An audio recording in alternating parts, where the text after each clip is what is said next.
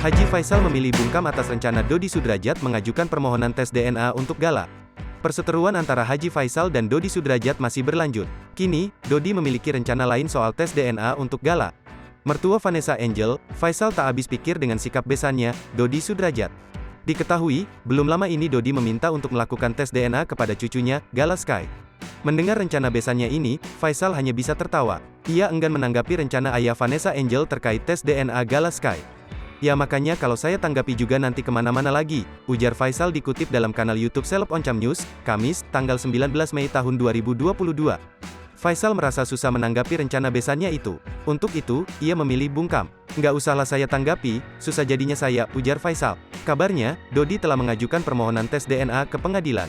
Lantas, Faisal menjelaskan soal kedudukan orang yang bekerja di pengadilan. Baginya, orang di pengadilan akan paham apa yang harus mereka perbuat.